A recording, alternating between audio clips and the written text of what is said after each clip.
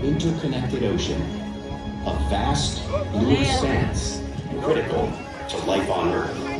And there's no better animal to represent the story of the ocean with all its splendor and uncertainty than the killer whale, or as it's scientifically known, the Orcinus orca.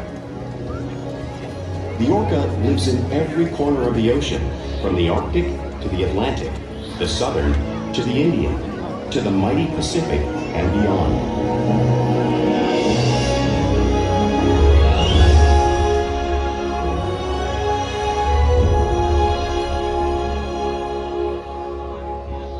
This whale's story is the ocean's story, and it is one we all share.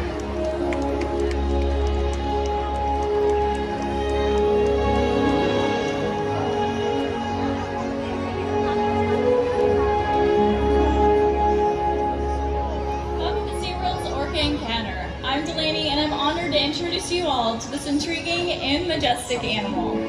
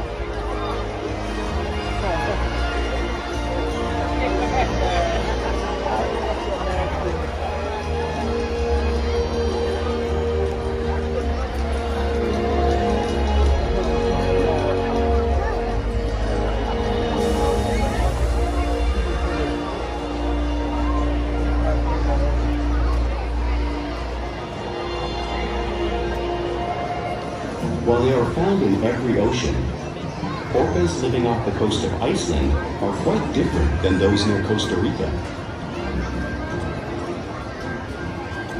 In fact, there are at least 10 types or ecotypes of killer whales. An ecotype describes the differences between killer whale size, physical form, prey, social structure, and habitat. As you can see, the differences are subtle, but noticeable when compared side by side. Orcas are adapted perfectly to their environments. And even the whale's black and white coloration has a purpose. It camouflages the outline of their bodies in the water, making it easier for them to surprise and catch their prey.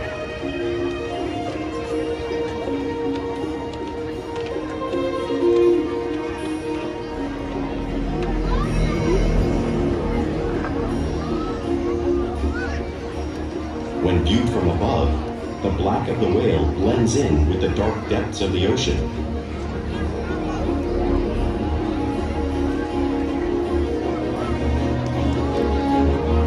When viewed from below, the orca's white bellies match the brighter surface of the water, blending with the light above, giving them the perfect camouflage.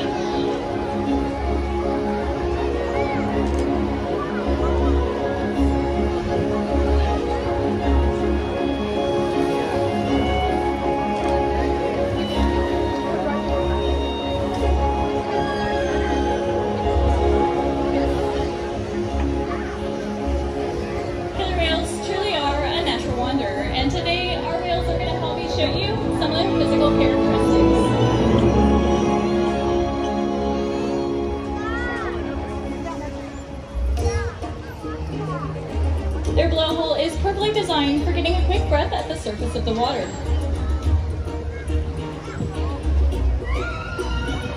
Even the location of their eyes works to their advantage. It looks like their eye is located in that white patch, but that's actually a visual distraction. The eye is actually located just in front, camouflaged from thrashing prey. The fin on the whale's back is called a dorsal fin, which helps stabilize killer whales as they swim, and it also helps regulate body temperature.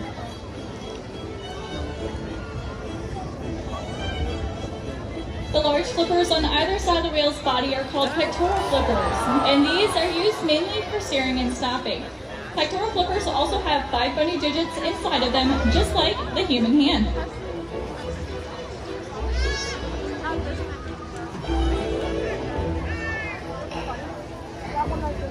The lobes on either side of the tail are called flukes, and these are the killer whale's engine, propelling them at speeds close to 30 miles per hour. And they swim the fastest and use the most power when they're propelling their nearly 10,000-pound bodies all the way up and out of the water.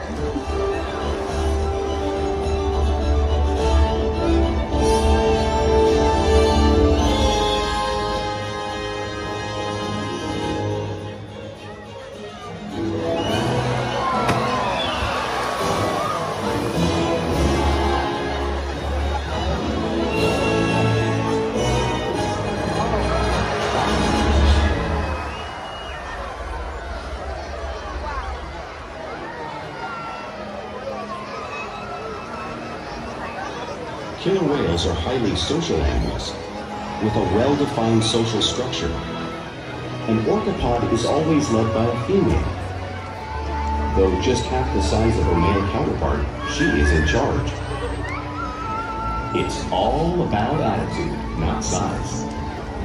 Because they live and work as a group, orcas need to communicate with sounds and body language. Orcas use clicks for echolocation or navigation.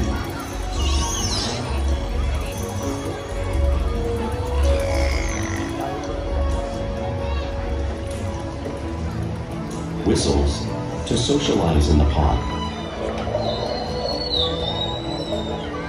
And calls for group coordination and hunting.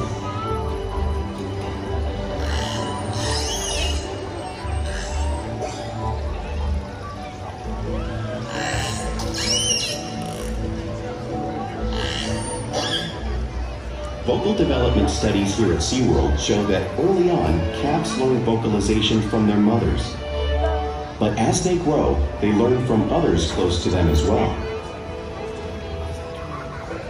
This is a bottlenose dolphin call that Shuka learned and even taught other killer whales here at SeaWorld. In fact, orcas are the largest members of the dolphin family.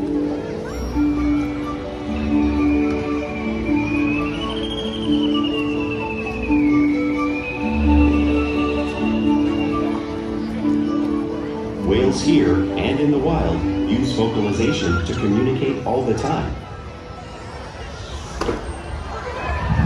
Like all animals, killer whales use body language as a form of communication. Pectoral slaps at the surface of the water are used to show dominance or to get noticed. For example, a mother might use a pec slap to get her calf's attention.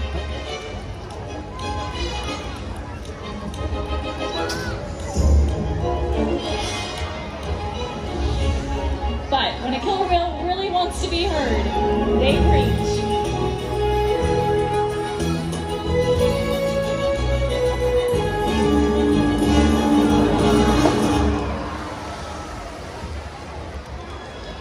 Spy hopping is how killer whales coordinate and get a better view of their surroundings when they hunt.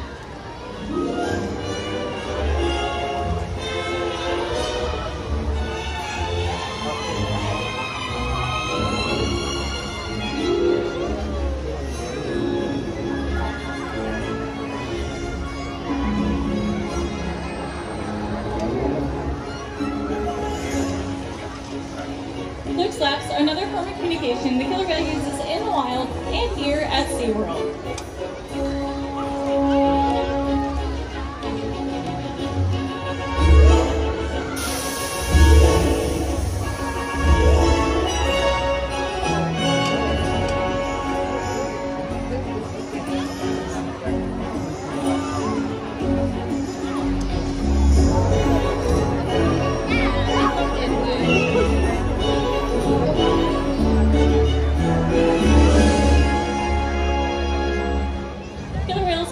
great communicators, so it's no surprise that they're at the top of the ocean's food chain.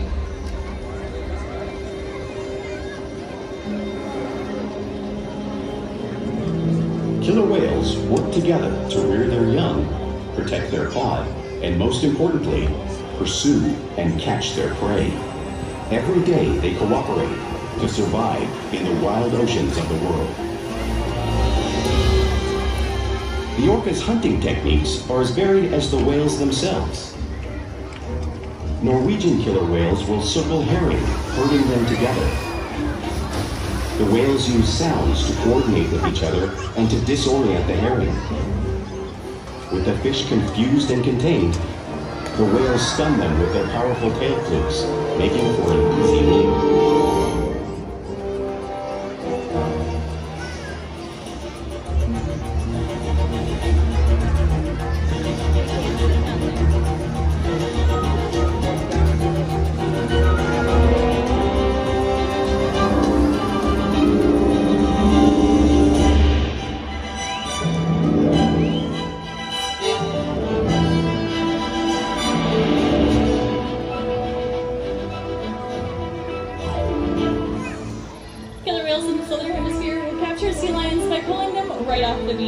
Watch as our whales show you a similar movement and behavior right here in front of you.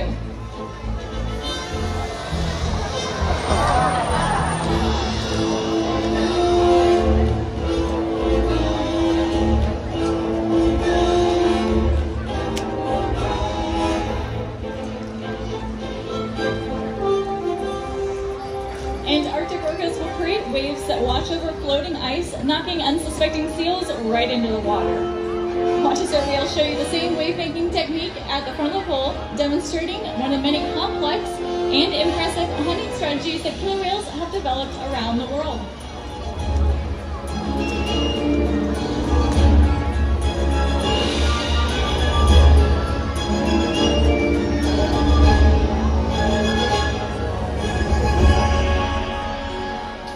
Now you've just seen these waves crashing in front of you, but you can't really imagine the amount of water displaced until you get to experience it for yourself. Luckily today we have a couple of brave volunteers who have volunteered to feel the power of the killer whale. Let's give them a hand, everybody. All right, guys, come on right down here.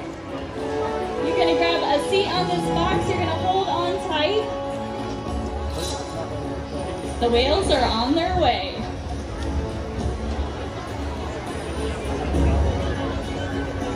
In 3, 2, 1.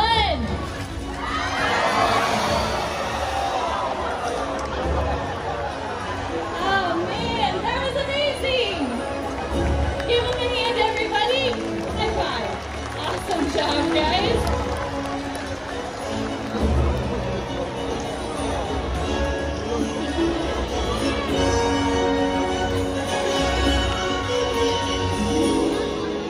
Killer whales are found in all parts of the ocean. It's no surprise that they feed on all types of prey, and that includes other whales.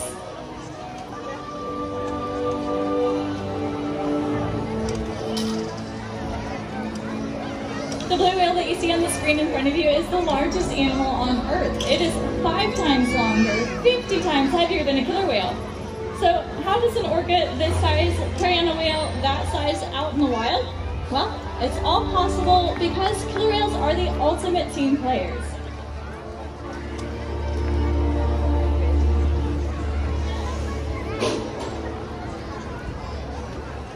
In this example, we see the larger male orcas surround a sperm whale, forming a perimeter, while the females continue to drive the whale forward until it reaches exhaustion. The calves then move in to join the adults in the group. Whatever their prey, killer whales always cooperate and hunt together, making them a highly successful predator.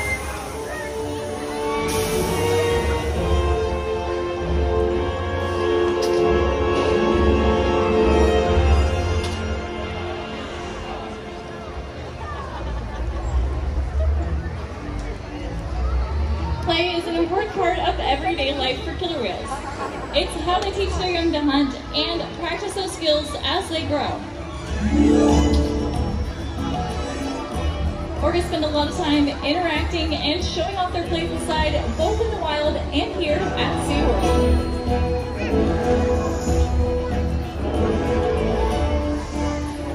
Porpoising is when a killer whale swims fast at the surface, breaking out of the water briefly.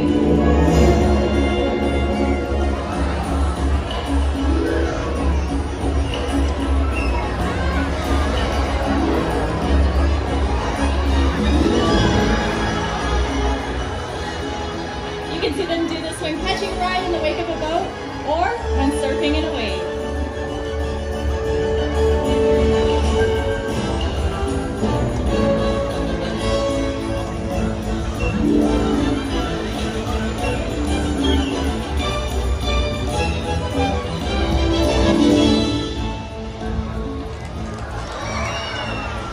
Killer whales like to be touched and will rub their bellies on rocks when they can. We see our animals exhibit the same behavior here, just like whales would in British Columbia.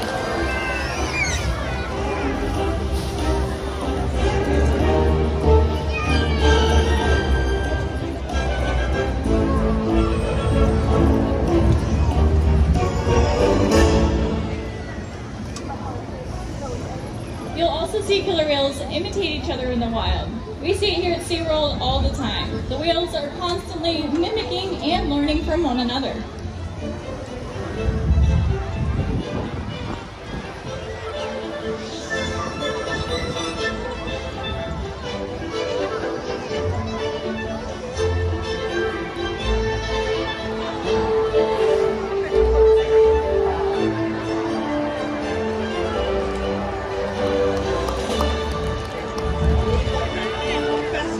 Playful behavior does have a purpose. A tail whip is used in hunting to stun fish, but today I think these whales are using it to stun all of you.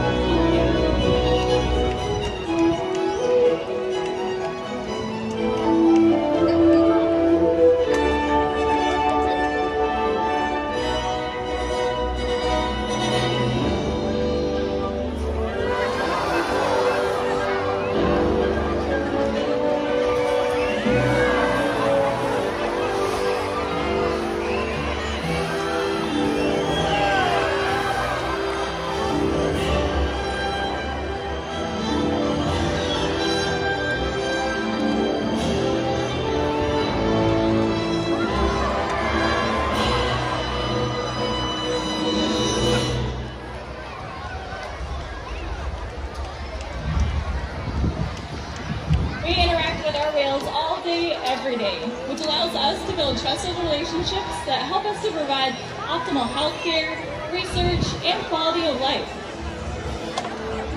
All of our whales here take an active role in their own health and well-being. For example, we can actually ask them to roll over and show us their tail flukes, which is really helpful if we ever need to obtain a blood sample. We can take it from a vein that runs along the inside of the flukes, and that way we can measure their health parameters. These guys can also line up for ultrasounds and dental exams.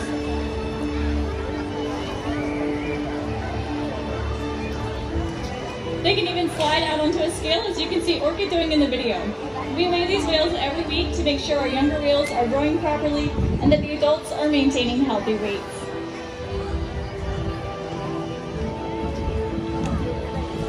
They'll even allow us to take a breath sample from their blowhole, and all of these behaviors are possible due to those trusted relationships that we build here day after day at SeaWorld.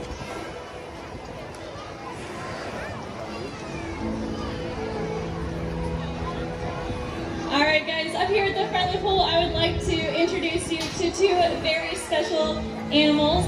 We have Corgi right here. She's our oldest female killer whale. She's 57 years old. And with her we have Katie.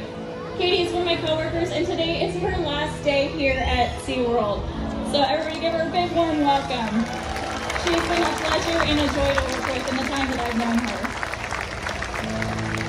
Now Corky, Katie, and the rest of the San Diego pod over the years have inspired millions and participated in past and ongoing research projects, all aimed at helping their wild counterparts. Diet, exercise, and most importantly play all help keep these whales in amazing shape. The whales here at SeaWorld have helped killer whales in the wild by participating in many research studies.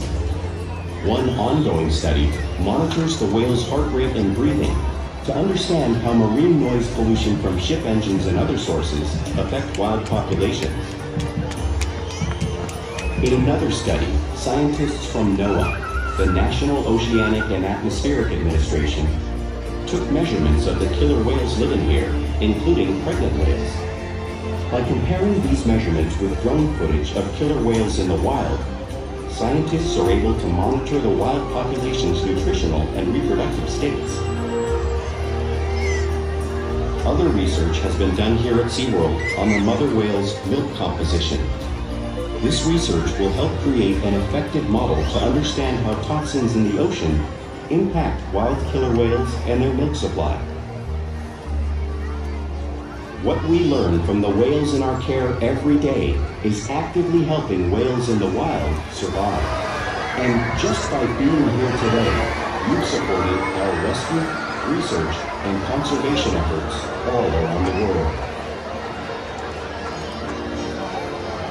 If we work together, like the killer whale, we can protect the future of the Orcinus orca and this beautiful planet that we all share.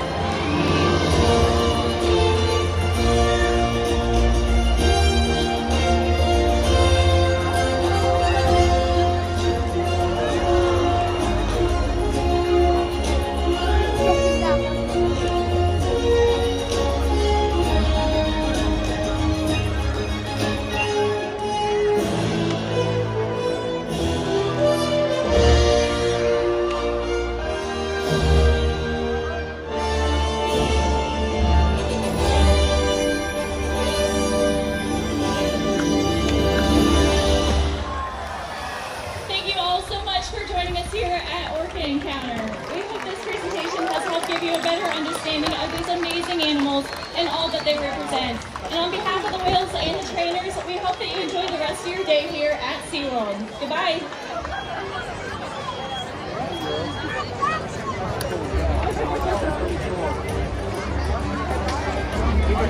Don't have a